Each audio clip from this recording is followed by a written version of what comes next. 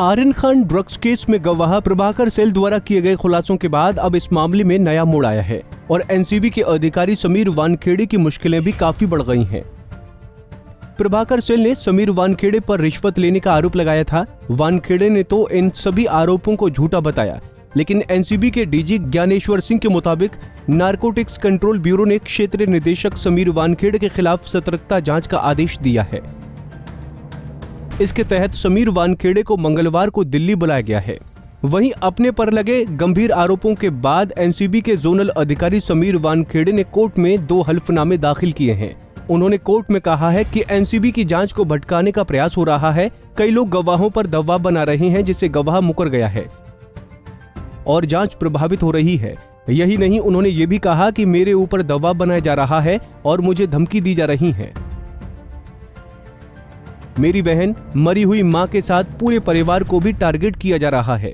इसी के साथ चिट्ठी में एनसीबी डायरेक्टर ने साफ कहा है कि कुछ लोगों के गलत इरादों के कारण उनके खिलाफ कानूनी कार्रवाई नहीं होनी चाहिए।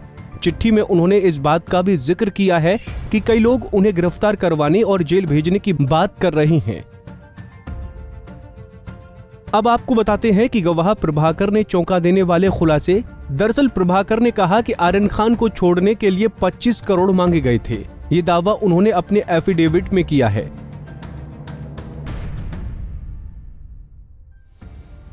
किरण गोसावी के बॉडीगार्ड रहे प्रभाकर सेल ने एक हल्फनामे में चौंकाने वाले खुलासे किए हैं। प्रभाकर ने हल्फनामे में कहा कि उसने केपी गोसावी और सैम डिसूजा को आपस में बात करते हुए सुना था, जिसमें वो कह रहे थे कि आप 25 करोड़ रुपए का बम डाल दो, चलो 18 करोड़ में सौदा तय करते हैं और समीर वानखेड़े को 8 करोड़ रुपए दे देते हैं। प्रभाकर के मुताबिक वो गोसावी का बॉडीगार्ड रह चुका है। प्रभाकर ने आरोप लगाया कि गोसावी और सैम ने 18 से 8 करोड़ रुपए एनसीबी अधिकारी समीर वानखेड़े को देने की बात कही थी।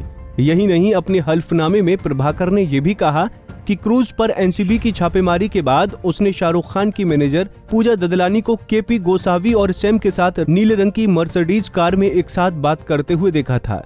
रिपोर्ट्स के मुताबिक इनके बीच करीब 15 मिनट बात हुई थी। इसी के साथ प्रभाकर ने बताया कि गोसावी ने उसे फोन करके बतौर पंच बनने को कहा था और उसने बताया था कि एनसीबी ने उससे 10 सादे कागज पर साइन करवाए थे। साथ ही प्रभाकर ने यह भी दावा किया कि उसने 50 लाख रुपए के 2 बैग गोसावी को दिए हैं। प्रभाकर ने कहा कि 1 अक्टूबर को रात 9:45 पर गोसावी ने फोन कर 2 अक्टूबर को 7:30 बजे तक तैयार होकर एक स्थान पर आने को कहा था।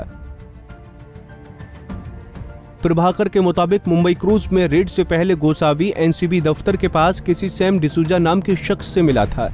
छापेमारी के दौरान उन्होंने बड़ी सावधानी से कुछ वीडियो और तस्वीरें ली थीं। एक वीडियो में साफ नजर आ रहा है कि गोसावी ने हिरासत में लिए जाने से पहले आर्यन खान की किसी से फोन पर बात कराई थी। उसने इसके पीछे बड़ी साजिश का शक भी जाहिर किया है। प्रभाकर ने यह भी कहा कि उसे समीर वानखेड़े से खतरा है। खैर, अब देखना होगा कि प्रभाकर के इन खुलासों से इस ड्रग्स केस में आगे कौन सा नया मोड़ आता है।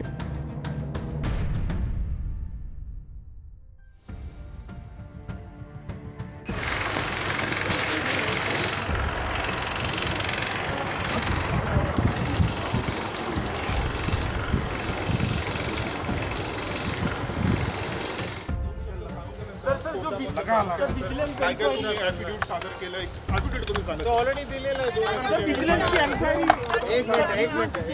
सावकाश बोलतायत. सावकाश. कोर्टामध्ये दिलेला आहे.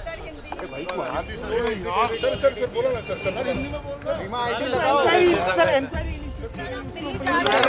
आप दिल्ली में पूछिए. सर दिल्ली जा रहे हैं आज आप? नहीं, अभी बताएंगे आपको. Okay sir, thank you.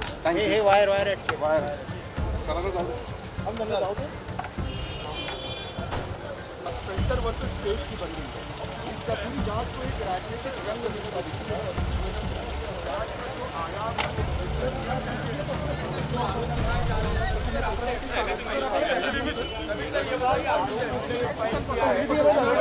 थोड़ा सर सबको जानकारी दे दीजिए. सभी लोग जानना चाह रहे हैं.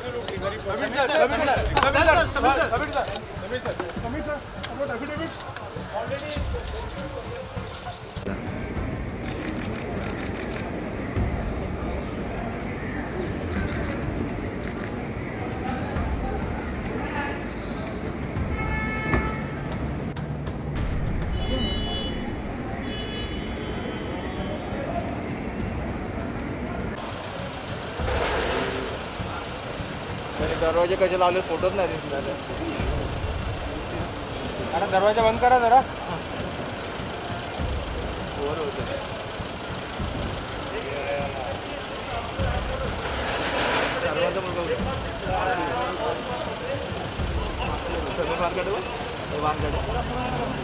कुठे तो नाही दिसला अजून आला नाही ना.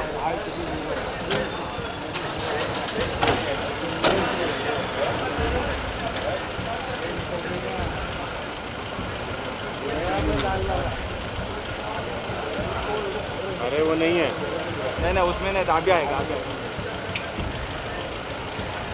लेडीज 2 लेडीज आला.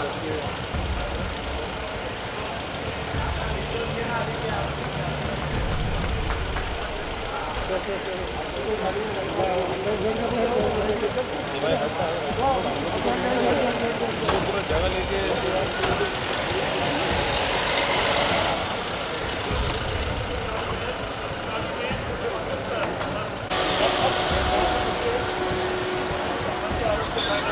देखिए इस वक्त सिर्फ तस्वीर आप देख ला. तस्वीरें कोर्ट से रवाना हो चुके हैं. नारी से जुड़ी मोर अपडेट्स के लिए हमारे इंस्टाग्राम को फॉलो, फेसबुक को लाइक और यूट्यूब चैनल सब्सक्राइब करना ना भूलें.